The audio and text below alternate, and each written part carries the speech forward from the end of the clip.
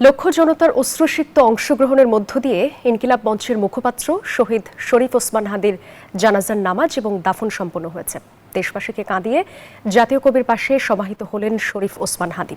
শরীফ ওসমান হাদির মৃত্যুতে শনিবার সারা দেশে একদিনের রাষ্ট্রীয় শোকও পালন করা হচ্ছে। তার মৃত্যুতে শোক প্রকাশ করেছে রাজনৈতিক দলগুলো সহ বিভিন্ন রাজনৈতিক সংগঠন এবং সাংস্কৃতিক সংগঠন। দর্শক, স্বাগত জানাচ্ছি RICL স্টিল জনতন্ত্র গণতন্ত্র অনুষ্ঠানে। সাথে আছি আমি জান্নাতুল সাদিয়া। আজকে আমাদের আলোচনার বিষয়ে নির্ধারণ করেছি ওসমান হাদির মহাপ্রয়াণ, এবং এই বিষয় নিয়ে আলোচনার জন্য আমাদের সঙ্গে দুজন সম্মানিত অতিথি আছেন। আমি তাদেরকে স্বাগত জানাতে চাই। স্বাগত জানাচ্ছি ব্যারিস্টার শাহরিয়ার কবির, আইনজীবী, সুপ্রিম কোর্ট, এবং আমাদের সঙ্গে আরও আছেন আসমাউল হুসনা, সংগঠক জুলাই ঐক্য ও মুখপাত্র জাস্টিস ফর জুলাই। আপনাদের দুজনকেই স্বাগত জানাচ্ছি আমাদের আয়োজনে। ব্যারিস্টার শাহরিয়ার কবির, আপনাকে দিয়ে শুরু করি। জুলাই যোদ্ধা শহীদ ওসমান হাদির এমন মর্মান্তিক মৃত্যু এবং তার এই যে হত্যাকাণ্ডের পরে খুনির পালিয়ে যাওয়া দেশ ছেড়ে, তারপরে পুরো ঘটনাতে সরকারের যে ভূমিকা, সবকিছু মিলিয়ে আপনার মন্তব্য জানতে চাই। ধন্যবাদ আপনাকে। আপনার মাধ্যমে আপনার টিভি সমস্ত দর্শকদেরকে সালাম ও শুভেচ্ছা, এবং আপনাদেরকে আসসালামু আলাইকুম রহমতুল্লাহ বারাকাতুহু। দেখেন, আপনি বললেন মহাপ্রয়াণ। শহীদ যারা হন, যারা শাহাদাত বরণ করেন, তাদের কোনোদিন মৃত্যু নাই। এবং আমাদের হাদি প্রাণপ্রিয় ভাই, আল্লাহ তাকে জান্নাতুল ফেরদৌস নসিব করুন, সে আমাদেরকে একটা পথ দেখিয়ে গেছে। সে পথটা হচ্ছে, সে যেদিন গুলিবিদ্ধ হয় তার আগের দিন তিনি একটা চরম সত্য কথা বলছেন। সেই সত্যটা হচ্ছে, গত 15 বছরে শেখ হাসিনা ভারতের সাহায্যে যে ফ্যাসিবাদ ব্যবস্থা কায়েম করছে, সে কায়েমি স্বার্থবাদী মহলটাই ছিল শাহবাগের মব। শাহবাগে যে মব তৈরি করা হলো মিথ্যা একটা জুডিশিয়াল কিলিংকে এস্টাবলিশ করার জন্য, তার মাধ্যমে কিন্তু এদেশের বিচার ব্যবস্থা, সকল ইনস্টিটিউশন, ভোট, সমস্ত কিছু কি হয়ে গেলেন, ধ্বংসপ্রাপ্ত হলেন। সো শহীদ হাদি যে সত্যর উন্মোচন করার জন্য তাকে গুলিবিদ্ধ হতে হয়েছে। এই কেন হতে হলো? তিনি ইনকিলাব মঞ্চ আজকে দেখেন, তার আমি বলবো দিল্লিকে যে তার জানাজা থেকে শিক্ষা নিতে, যে এক হাদিকে গুলি করে মেরে তিনি লক্ষ লক্ষ হাদির জন্ম দিয়েছেন এদেশে। যে হাদিরা তাদের প্রাণ থেকে, অন্তর থেকে ভারতকে ঘৃণা ভরে প্রত্যাখ্যান করে। সো ভারতীয় আধিপত্যবাদদের চিন্তা করতে হবে, তারা এদেশের মানুষের সাথে সম্পর্ক চায়, এদেশের মানুষের সাথে, গণমানুষের সাথে ভারত তার সম্মানের সম্পর্কটা বজায় রাখবে, নাকি সে ধরে নেন। একটা কথা বলি, কিছুদিন আগে আমাদের এখানে জাকির নায়েক সাহেব আসতে চেয়েছিলেন। তখন ইন্ডিয়ান ফরেন মিনিস্টার বললেন, ওনার বিরুদ্ধে তো অনেক মামলা আছে, উনি ফিজিটিভ, উনি একজন আসামি, ওনাকে ভিসা দিয়েন না। আর আজকে জাতিসংঘ রিপোর্টের দ্বারা এটা স্বীকৃত, শেখ হাসিনা এবং আওয়ামী লীগ একটি সন্ত্রাসী সংগঠন। সন্ত্রাসী সংগঠন ইংরেজিতে আমরা কি বলি? Terrorist organisation. এবং আজকে হাদিকে গুলি করার মাধ্যমে এটা প্রমাণিত হলো যে আওয়ামী লীগ খালি টেররিস্ট অর্গানাইজেশন না, একটা extremist organisation. So Awami League যদি এক্সট্রিমিস্ট এবং টেররিস্ট অর্গানাইজেশন হয়ে থাকে, সো টেররিস্ট এবং এক্সট্রিমিস্টকে যদি পেট্রোনাইজ করতেছেন কে? ইন্ডিয়া। সো সারা বিশ্বের সামনে ইন্ডিয়ার অবস্থানটা কি হবে?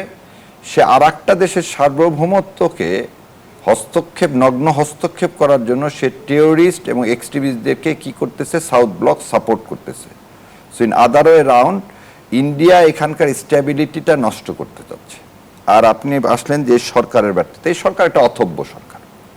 এই সরকার অথব্য সরকার। আজকে এই সরকার এই জানাজা থেকেও শিক্ষা নিলেন না।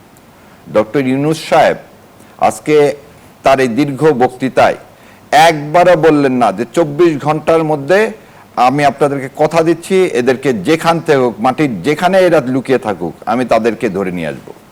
তিনি আর এই সাহসটা হলো না বলার, নাহলে আমরা ভারতের সাথে কি সকল প্রকারের সম্পর্ক ছিন্ন করব। তার এই কথা বলার সাহস হলো না। আমি কথা দিচ্ছি হাদির এই মানে মৃতদেহকে সামনে রেখে যতক্ষণ হাদির মানে এই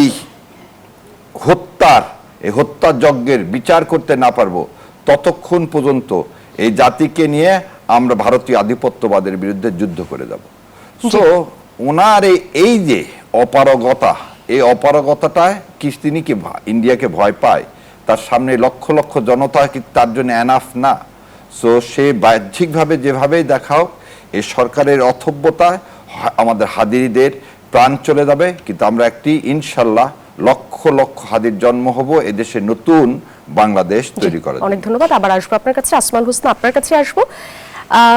যে ভারতীয় আধিপত্যবাদের কথা বলা হচ্ছিল, যে ভারতীয় আধিপত্যবাদের বিরুদ্ধে সোচ্চার হয়েছিলেন হাদি, তার এই শহীদী মৃত্যুর মধ্য দিয়ে বাংলাদেশ কি সেই আধিপত্য রুখতে পারবে কিনা কি মনে করেন? পাশাপাশি আরেকটি প্রশ্ন করতে চাই, আপনাদের জুলাই সহযোদ্ধার একজনের এরকম পরিণতি দেখতে হলো খুবই দুর্ভাগ্যজনকভাবে, আপনারাও তো জুলাই যোদ্ধা, সেই ক্ষেত্রে নিরাপত্তাহীনতায় ভোগেন কিনা জানতে চাই। আচ্ছা, শুরুতে ধন্যবাদ আজকে আমাকে অনুষ্ঠানে আমন্ত্রণ জানানোর জন্য। এটা এরকম একটা সময়ে আসলে আজকে শোতে প্রেজেন্ট থাকা এবং কথা বলা এটা খুবই অন্যরকম একটা বিষয় এই মুহূর্তে, কারণ এরকম কিছু যে হবে এটা আসলে আমরা চিন্তাও করি নাই। এবং আপনি দেখে থাকবেন যে হিট লিস্ট কিন্তু মিডিয়াতে ঘুরে বেড়াচ্ছে এবং সবাই ওটা জানে যে কাকে কাকে টার্গেট করা হইতে পারে। হাদি ভাইকে গুলি করা হলো, আচ্ছা এর পরের টার্গেট কে হইতে পারে? সো হাদি ভাইকে যখন গুলি করা হলো, ভাই কিন্তু কন্টিনিউয়াসলি বলে গেছে যে আমাকে বিভিন্ন জায়গা থেকে হুমকি দেওয়া হচ্ছে। সে সময় কিন্তু আমাদের প্রশাসন কোনো ব্যবস্থা গ্রহণ করে নাই, আমার সরকার কোনো ব্যবস্থা গ্রহণ করে নাই, এবং যিনি বসে আছেন আইন উপদেষ্টা আসিফ নজরুল, উনি বেছে বেছে সমস্ত দাগী সন্ত্রাসী, দাগী আসামিদেরকে উনি ওখান থেকে বসে বসে খালাস করে দিচ্ছেন। এবং একজন পুলিশের কর্মকর্তা উনি বলেছেন, আমার এই মুহূর্তে নাম মনে আসতেছে না, তিনি বলতেছেন যে কষ্ট করে আমরা আসামি ধরি এবং ওখানে ওনারা বসে তাদেরকে জামিন দিয়ে দেয় যাতে তারা চলে যেতে পারে। সো বাংলাদেশের মতো জায়গায় নিরাপত্তা আসলে কখনোই ছিল না যে নতুন করে এখন নিরাপত্তা নিয়ে ভাবতে হবে, কারণ আমাদের দেশটা তো আসলে দেশ না। আমি যদি একটু ফ্রেমের বাইরে চিন্তা করি, আমাদের দেশ আসলেই কোনো দেশের মধ্যে পড়ে না, কারণ যেখানে আমার ন্যূনতম বেসিক চাহিদা পূরণ করার জন্য আমার রাস্তায় নামা লাগে, আমার নিজের বেসিক যে নিডগুলো, আপনি খাদ্যের কথা বলেন, শিক্ষার কথা বলেন, চিকিৎসার কথা বলেন, সব কিছুর জন্য আমার যখন রাস্তায় নামা লাগে, মানে এটা তো আমি কোনো দেশের নাগরিক হইতে পারি না। মানে তারা কি আমাকে নাগরিক হিসেবে ট্রিট করে? এবং রাষ্ট্র তো আমাকে সেই অধিকারটাও দেয় না। তো ওসমান হাদি ভাইয়ের এই মৃত্যুতে আসলে আপনি যেটা বললেন যে আমরা আসলে পাবো কিনা, আজকে আমাদের খুব ঘটা করে রাষ্ট্রীয় শোক পালন করা হচ্ছে। তো আমাদের দেশে আসলে জীবিত মানুষের কোনো ভ্যালু নাই। আমাদের দেশে মানুষের বাচ্চার থেকে, বিশেষ করে মুসলমানের বাচ্চার থেকে আমাদের দেশে কুত্তার বাচ্চার দাম বেশি। কিছুদিন আগে যে একটা মহিলা 6 থেকে 7টা কুকুরের বাচ্চাকে যে মেরে ফেললো, সেখানে পুরো মিডিয়া তোলপাড় হয়ে গেছে, সমস্ত গোষ্ঠী, ডান বাম সবাই। এবং যে মহিলা খুন করছে, মেরে ফেলছে কুকুরের বাচ্চাগুলোকে, তাকে পর্যন্ত অ্যারেস্ট করা হয়েছে। অথচ হাদি ভাইকে গুলি করছে, তার সমস্ত সিসিটিভি ফুটেজ আছে, সে কোথায় যাচ্ছে, কি করতেছে, সে তার গার্লফ্রেন্ডের সাথে একটা কটেজে যে উঠছিল, সে তার এই খুনের সাথে তার পুরো পরিবারের 14 গোষ্ঠী জড়িত, তার শালা জড়িত, তার বোন, তার মা বাবা সবাই। আমরা দেখেছি যে সময় টিভি একটা প্রতিবেদন প্রকাশ করেছে, সেখানে দেখা যাচ্ছে যে তার বাবা মোটরসাইকেলের যেটা ইউজ করা হয়েছে হাদি ভাইকে শুট করার জন্য, সেই মোটরসাইকেলের ভুয়া একটা প্লেট ব্যবহার করা হয়েছিল, সেটা তার বাবাই এসে পরবর্তীতে পরিবর্তন করে দিয়ে যাচ্ছে। এবং দেখেন কত টাকা এখানে পতিত আওয়ামী সরকার এবং এই ফ্যাসিস্টেরা ব্যয় করেছে। তো আমার কথা হচ্ছে যে এই 17 বছর ধরে যে আওয়ামী যে কালচার এখানে এস্টাবলিশ করে দিয়ে গেছে, আমার প্রত্যেকটা জায়গায় তো এই দোষরাই তো বসে আছে। আমার পুলিশ ফাংশন না, আমার পুলিশ কাজ করতেছে না, আমি তো একা এখানে শুধুমাত্র, হ্যাঁ আমি প্রধান উপদেষ্টাকে বলতে পারি যে উনি কিছু করতেছে না, আমরা এখানে সহজেই বলে দিতে পারি যে এখানে অথর্ব সরকার হয়েছে। তো আমরা তো প্রত্যেকবার বিপ্লব করি, এটা অসমাপ্ত থেকে যায় এবং আমরা কখনোই সে বিপ্লবের সুফল আমরা ঘরে তুলতে পারি না। আজকে এই যে আসিফ নজরুল, তিনি কোনো কাজের না, নির্লজ্জ স্বরাষ্ট্র উপদেষ্টা এখানে বসে আছে, সে কোনো কাজের না। জাবের আজকে 24 ঘন্টার আলটিমেটাম দিচ্ছে, এটা তো আজকের না। হাদি ভাইকে গুলি লাগছে, তারপর থেকে তো আমাদের 24 ঘন্টার আলটিমেটাম চলতেই আছে। মানে অবস্থা এরকম হয়েছে যে আমরা আবার আগের জায়গায় ফেরত চলে গেছি, যে বারবার বলতেছি এই আলটিমেটাম, মানে তাদের কোনো মানে তাদের গায়ে গতরে কোনো জ্বালা নাই। মানে আমরা যে বলতেছি আমাদের দিক থেকে কথা, তাদের তো কোনো কিছু গায়ে লাগতেছে না। তাহলে কি এখন আমরা হচ্ছে মাঠে যাব, নাকি এরকম হবে যে ধরেন আমার প্রত্যেকটা জায়গা থেকে আমার প্রত্যেকটা বড় বড় যে দল, তার প্রত্যেকটা বড় বড় দল থেকে একজন একজন করে এরকম একজন মানুষ মারা যাবে, তারপরে সবাই এসে আমরা এক জায়গায় হবে এবং তারপরে আমরা বলবো। আর নিরাপত্তার যে কথা, আমাদের তো কোনো নিরাপত্তা নাই। জি, আবার আসবো আপনার কাছে। একটা বিরতি নিয়ে আমাদেরকে আসতে হচ্ছে। দর্শক দেখছেন RICL স্টিল জনতন্ত্র গণতন্ত্র, একটা বিরতির পর আবারও ফিরছি, সাথেই থাকুন। বিরতির পর আবারও স্বাগত জানাচ্ছি RICL স্টিল জনতন্ত্র গণতন্ত্র অনুষ্ঠানে। দর্শক চলে যাচ্ছি আলোচনায়, যাবো ব্যারিস্টার শাহরিয়ার কবির আপনার কাছে। ওসমান হাদির মহাপ্রয়াণ, এই বিষয়টি নিয়ে আমরা কথা বলছিলাম। তার যে ঘাতকেরা, আমরা দেখেছি যে বেশ কিছুদিন আগে থেকেই ওসমান হাদির সাথে তাদের সখ্যতা গড়ে ওঠা, তারপরে তার কাছাকাছি গিয়েছেন, ইনকিলাব মঞ্চের অফিসেও গিয়েছেন, এমনকি তার নির্বাচনী প্রচারণা পর্যন্ত অংশগ্রহণ করেছেন। তাহলে এই যে ঘাতকদের প্রতি ইনকিলাব মঞ্চের কোনো সদস্যের মানে কোনো ধরনের সন্দেহ হলো না, বা তাদের কি আরো সতর্ক থাকার প্রয়োজন মনে করেন কিনা যে আরো দরকার ছিল? এবং একই সঙ্গে আরেকটা বিষয় একটু জানতে চাই যে ওসমান হাদিকে হত্যা বা এই হত্যাকাণ্ডের পরে আসলে ঠিক নির্বাচনের আগে দেশের নিরাপত্তা ব্যবস্থা কিছুটা ভেঙে পড়েছে কিনা, কি মনে করেন? তার আগে আপনি আমার বোনকে যে প্রশ্ন করছিলেন, ওই প্রশ্নের সাথে আমি একটু সম্পর্ক যোগ করতে চাই। সে যোগ করতে যে পুরো জাতির সামনে আমি জাবেরকে এবং সকল VPGS সমস্ত ইউনিভার্সিটি আপনাদের কাছে প্রশ্ন করতে চাই, 24 ঘন্টা কবে শেষ হবে? 24 ঘন্টাকে আমরা সবাই মারা যাওয়ার পর 24 ঘন্টা শেষ হবে? আপনারা একটা জিনিস অনুধাবন করেন, ফেব্রুয়ারি মাসে বিডিআর হত্যাকাণ্ড হয়েছে, বিচার হয়নি। তখন বলেছিলেন আওয়ামী লীগ আছে, সেজন্য বিচার হয়নি। ভালো কথা। আপনি শাপলা চত্বরের হত্যাকাণ্ড, সেটাও বললেন আওয়ামী লীগ আছে, বিচার হয়নি। ভালো কথা। আজকে তো রিপোর্ট পাইছেন। আজকে তো এই ইউনূস সরকার তো আমার আপনার সরকার। তাহলে আমার আপনার সরকারের সময় যদি সাগরুনের এখন পর্যন্ত আপনি চার্জশিট দিতে পারেননি, তাহলে আপনি বলতেছেন আজকে যখন আমার হাদির শহীদ হাদিকে আমরা বেহেশতে পাঠিয়ে দিচ্ছি, সবাই দোয়া করতেছি আল্লাহ ওকে বেহেশতের সর্বোচ্চ স্থানে মর্যাদা দান করুক, একটু করে কি আমরা সীমাবদ্ধ থাকবো? 24 ঘন্টা কতবার দিলেন যাবেন? আপনারা নিজেদেরকে একটু জিজ্ঞাসা করেন তো। আর ডক্টর ইউনূস সাহেবকে আমি জিজ্ঞাসা করব, একটু ঝুমার চোখের দিকে তাকায় দেখেন তো, আপনারও তো মেয়ে আছে, মেয়েটা অসহায়ত্ব দেখেছেন আজকে চোখের দিকে তাকায়, নিজের ভাই হারানোর বেদনা। আর যারা 71 নিয়ে খুব লাফালাফি করেন, তারা আজ ঝুমার চোখের দিকে তাকায় দেখেন।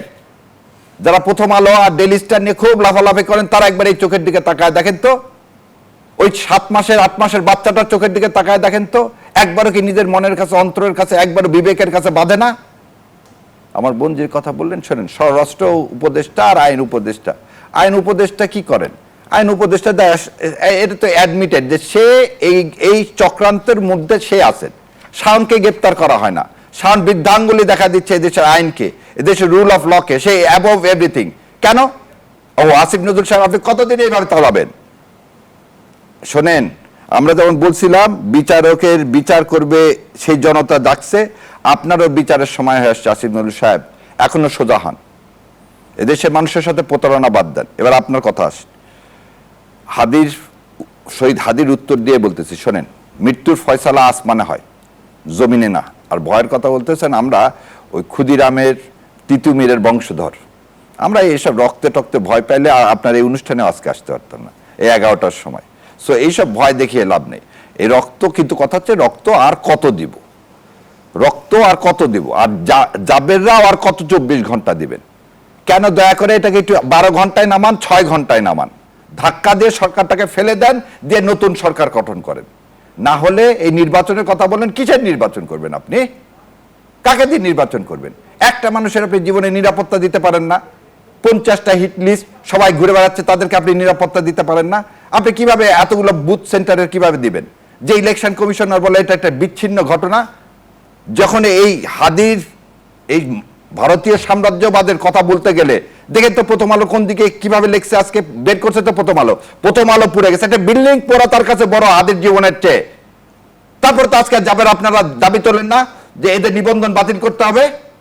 তারপর তো আপনার মানুষের কাছে বলেন না যে প্রথম আলো আর ডেইলি স্টারকে বয়কট করা হোক? কেন? কার স্বার্থে? আমরা কার স্বার্থে এগিয়ে আসছি? এদেশের মানুষের স্বার্থে, জাবের আপনাদের স্বার্থে। সো জাবের আপনাদেরকে ভুলে গেলে চলবে না। হাদির রক্তের দাগ এখনো শুকায়নি।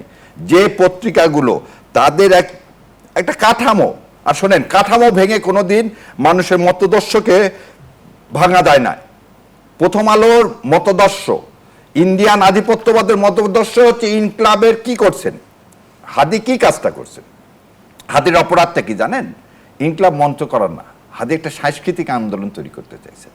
হাদি একটা কালচারাল সেন্টার তৈরি করতে চাইছেন, যেখানে ওই প্রথম আলো ডেইলি স্টারদের বয়ানের এগেনস্টে আর একটা বয়ান তৈরি হবে, সত্য ন্যারেটিভটা তৈরি হবে। আর একটু শেষ করে দিচ্ছি আপনাকে, যে বিচার হতে হবে, এই কথা সবাই বলি যখন কেউ মারা যায়, তারপরে এটা আস্তে আস্তে শেষ হয়ে যায়। আর কবে আপনাদের ঘুম ভাঙবে? এবার দয়া করে জেগে ওঠেন, কালকে সকালবেলা বলেন 12টার মধ্যে যদি এটা না করতে পারে, এই দুই স্পেশালি এই আইন উপদেষ্টা এবং স্বরাষ্ট্র উপদেষ্টা পদত্যাগ দাবি করেন। জি, অনেক ধন্যবাদ। আবার আপনার কাছে আসবো আসমাউল হোসনা, আপনার কাছে যেই 24 ঘন্টার আলটিমেটাম দিয়ে শাহবাগ ছেড়েছে ইনকিলাব মঞ্চ, যেটি নিয়ে আসলে আলোচনা হচ্ছিল, সরকার কি সেই সময়ে মনে করেন যে ধরতে পারবে? আর যদি না পারে সেই ক্ষেত্রে কি হবে, কি মনে করেন? দেখেন, শাহরিয়ার কবির ভাই যেটা বললেন যে এতদিন ধরে যে আপনি সাগররুনি হত্যা বলেন, শাপলা বলেন, পিলখানা বলেন, কোনোটার বিচারই হয় নাই। সো এখনো আমরা বিরতিতে যাওয়ার আগেও আমি যে পজিশনে ছিলাম, যে আমাদেরকে মানে তারা মনে করতেছে আচ্ছা এরা আসছে, এরা বলতেছে, এরা তো 24 ঘন্টা বলতেছে, কি আর দরকার, বলে চলে যাবে, ঠিক আছে দরকার নাই। আপনার একটা খুনিকে ধরতে কতক্ষণ সময় লাগে? মানে আমাদের প্রশাসন বা আমাদের যারা গোয়েন্দা বাহিনীতে যারা আছে, তারা তো ভাই কেউ চুরি পরে বৈশা নাই। যদি বৈশা থাকতো তাহলে আপনার এই যে মোহাম্মদপুরে যে জোড়া খুন হইলো, তার খুনিকে তো ধরে আনতে পারতো না। আমার ভাইকে গুলি করে যাইতে পারলো না, তার মধ্যে সে 3 ঘন্টা এখানেই ছিল। মানে মতিঝিল থেকে সে পশ্চিম আগারগাঁও তার বোনের বাসা যাচ্ছে, তারপরে সে হেমায়তপুরে যাচ্ছে, বিভিন্ন জায়গায় সে যাচ্ছে, ময়মনসিংহে যাচ্ছে। আমরা সোশ্যাল মিডিয়ায় দেখতেছি একজন লোক সে বিদেশ থেকে বসে বলতেছে সেলফি পাঠাইছে, এখন আসামে আছে, ওখানে আছে, যে আছে সেও বলছে, বোনের ক্যাডেট সে বলতেছে কি তার রিভলভারে 6টা গুলি বের হয়নি, আর জ্যাম হয়ে গেছে। সে আবার ট্রেনের ছবি দিচ্ছে। মানুষকে কিভাবে ডাইভার্ট করছেন আপনি। সো এই যে এই পরিকল্পিত অংশটা কি, এর জন্য দায়ী কে? এই সরকার, এবং যে বাইরে থেকে করতে তাকে কেন ধরা হচ্ছে না?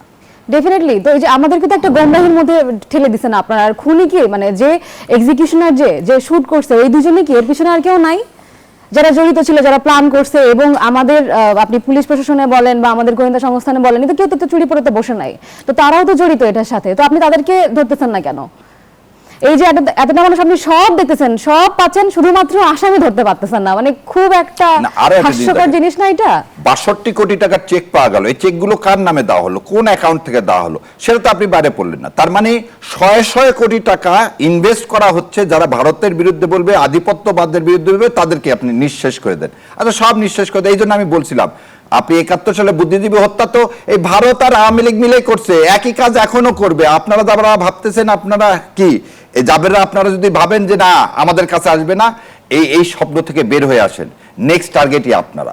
সো বাংলাদেশকে বাঁচাতে গেলে, নিজেদেরকে বাঁচাতে গেলে, শোনেন, বাহালুল একটা ছিল, ওই সরি বোন আপনার সময় আমি বলে দিলাম, বাহালুল পাগল বলে একজন ছিল, সে বাচ্চাকে জিজ্ঞাসা করছে, দরবেশ, হ্যাঁ, সে তাকে পাগল পাগল বলতো। সে জিজ্ঞাসা করছে বাচ্চাকে, বাচ্চা বলছে তুমি কি চাও?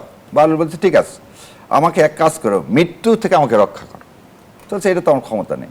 তাহলে তুমি কিসের বাচ্চা? তাহলে যার কাছে চাবো, যে আমাকে দিতে পারে তার কাছে চাবো। আমরা আজকে কি করতেছি, সবসময় ঘর থেকে বের হওয়ার আগে তাওয়াক্কুল বিল আল্লাহ বলে আল্লাহর হাতে সঁপে দিয়ে বেরোচ্ছি। হাদি বারবার বলল যে আমাকে যে কোনো মুহূর্তে গুলি করা হতে পারে। আপনি এই দেশের ইন্টেলিজেন্স কি করছে? নাকে তেল দিয়ে ঘুমাচ্ছেন। আজকে আপনারা আওয়ামী লীগের সময় বললেন যে 10 হাত মাটির নিচে থাকলেও আমরা তাদেরকে বের করে নিয়ে আসবো। আজকে সেই সক্ষমতা কোথায় গেল? তখনকার স্বরাষ্ট্র উপদেষ্টা বসে বসে দেখাচ্ছে যে এই যে গুলি করতেছে, তখন পাশ থেকে একজন বলছে স্যার একটারে গুলি করে একটাই সরে, বাকিটি তো সরে না। সো অবস্থা হয়েছে যে দেখেন, হাদি ভাই যেটা বললেন, ভাই কারোর জন্য হার্মফুল ছিল না, তো এখন ভাইয়ের জন্য কি এটাই অপরাধ যে তিনি একটা সংখ্যা নিয়ে তিনি আসলে উদ্বেগ প্রকাশ করেছিলেন, এরপরও কাজ হয়নি। ডেফিনেটলি আমি এখানে আরেকটু আবার চাই, আরেক ছোট্ট, সেটা হচ্ছে যে কালচারাল যে লড়াইটা আমাদের, আপনি চিন্তা করেন ভাই আজকে কত বছর বয়স, তিনি 93 সালে জন্মগ্রহণ করছে, এখান থেকে 10 থেকে 15 বছর যাওয়ার পর আপনি চিন্তা করেন ইনকিলাব কালচারাল সেন্টার কই যাইতো আর হাদি ভাইয়ের কই যাইতো। আরেকটা ব্যাপার হচ্ছে যে আমাদের জনসাধারণের কথা বলার মতো সংসদে কেউ ছিল না। তো ভাইরা তো কেউ আসলে সংসদে যাইতে সেই চায় জায়গা নাই। থেকে উনি যেতে পারতেন। অনেক ধন্যবাদ। আমি একটা বিরতি নিয়ে আসছি আবারও।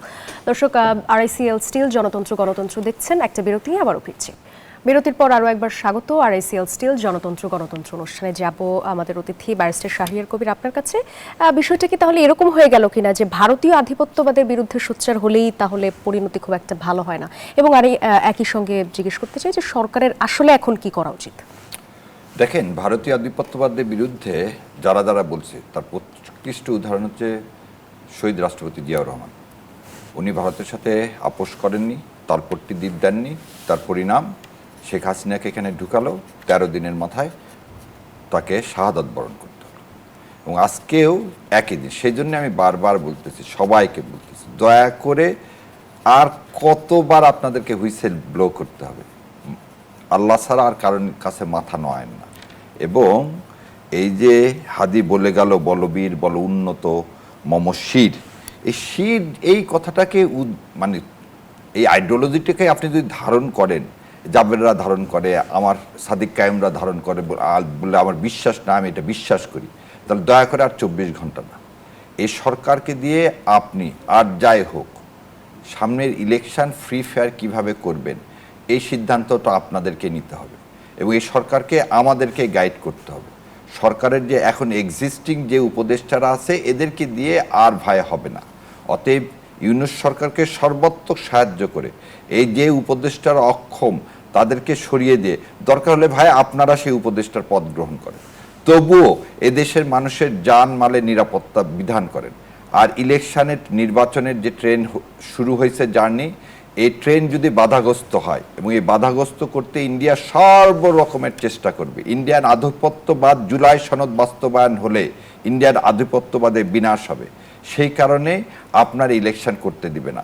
সুতরাং এই সরকারের মধ্যে যে শস্যের মধ্যে ভূত আছে তাদেরকে সরান। এবং আর সময় নাই, এটা ডিসেম্বর মাসও শেষ হয়ে যাচ্ছে, জানুয়ারি মাস একটা মাস হাতের সময়। অতএব এদেরকে সরিয়ে দরকার হলে আপনারা ওখানে ক্ষমতা গ্রহণ করে এই দেশটাকে একটি ভারতীয় আধিপত্যবাদ মুক্ত শহীদ হাদির যে স্বপ্ন, আমাদের যারা স্বপ্ন, জুলাই বিপ্লবীদের যে স্বপ্ন, আবরারের যে স্বপ্ন, সেই স্বপ্নগুলোকে বাস্তবায়ন করতে অনেক ধন্যবাদ। আমাদেরকে সামনে এগোতে হবে। অনেক ধন্যবাদ। আসমাল হোসনা আপনার কাছে আসবো। ওসমান হাদি যে স্বপ্ন দেখতেন ইনসাফের বাংলাদেশ প্রতিষ্ঠা, সেটা কি সহজ হবে? দেখুন, আমাদের কোনো কাজই আসলে সহজ না। ব্যাপারটা এরকম না যে আমি একটা কাজ করতে যাচ্ছি সেটা আমার জন্য সহজ হবে। কোনো কিছু আসলে আমাদের জন্য সহজ হয়ে আসে না। এবং সেখানে যদি ইনসাফের কথা বলি, তিনি ইনসাফ আসলে কিসের জন্য চেয়েছিলেন? আমি কি আমার দেশে থেকে কি আমি আমার দেশের আমারই যারা ভাই ব্রাদার, আমি কি তার কাছ থেকে ইনসাফ পাওয়ার জন্য কি আমার এই লড়াইটা? টু সাম এক্সটেন্ট সেটা, কিন্তু তার থেকে বড় পরিসর হচ্ছে যে ভারতীয় আগ্রাসন এবং তাদের যে আধিপত্যবাদ, সেখান থেকে বের হয়ে এসে আমাদের নিজেদের যে ইনসাফ প্রতিষ্ঠা করা বা কায়েম করা, সেটা। তো সেটার জন্য ভাই কি করেছিলেন? কালচারাল একটা লড়াই উনি শুরু করে গিয়েছিলেন, এবং আমাদেরও মোটো সেটা হওয়া উচিত। দেখেন, এই যে আপনি প্রথম আলো ভেঙে ডেইলি স্টার ভেঙে কোনো কিছু করতে পারবেন না। আমার সেটার জন্য আমার কালচারাল লড়াই করে নিয়ে যাইতে হবে।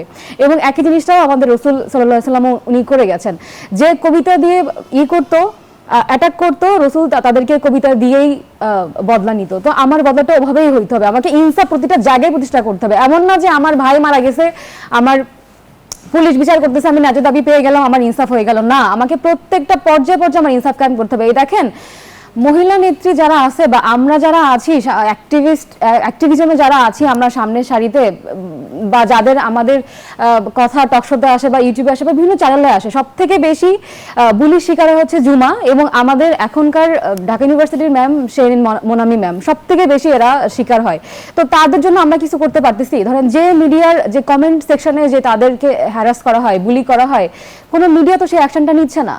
আমার এখন সাইবার ক্রাইম কোথায় যাচ্ছে? আমার এখন সাইবার বুলি কোথায় যাচ্ছে? এটা কি শুধুমাত্র নিরাপদ সড়কের যে নৌসভা আপুর সময় ছিল, এখন কি আমার সেটা আর কাজ করতেছে না? আপনারা এটা নিশ্চিত করেন, আমাকে তো এখানেই ইনসাফ প্রতিষ্ঠা করতে হবে। একইভাবে আমার যে ইনসাফের যে লড়াইটা ভারতীয় আগ্রাসনের বিরুদ্ধে, আমার তো এটা মানে একদম রুট লেভেল থেকে শুরু করতে হবে। আমাকে তো শুধু এইখানে এসে বললাম আর ব্যাপারটা তো এরকম না। এবং আপনি দেখেন, আপনি যে আপনি যে নিরাপত্তার কথা বলতেছেন, আমাদের প্রশাসন, পুলিশ আজকে থেকে 17 বছর ধরে যাদেরকে আওয়ামী মদদের মধ্যে থেকে যাদেরকে নিয়োগ দেওয়া হয়েছে, আমি তো তাদেরকে বাদ দিতে পারি না। তাহলে আমি এখানে কিভাবে থাকবে? কিভাবে বোধ করব? এটা অনেক সম্ভব ধন্যবাদ না। আপনাদের দুজনকে, অনেক ধন্যবাদ আমাদের সাথে যুক্ত হওয়ার জন্য। দর্শক দেখছিলেন RICL স্টিল, জনতন্ত্র গণতন্ত্র। এতক্ষণ যারা সঙ্গে ছিলেন সবাইকে ধন্যবাদ।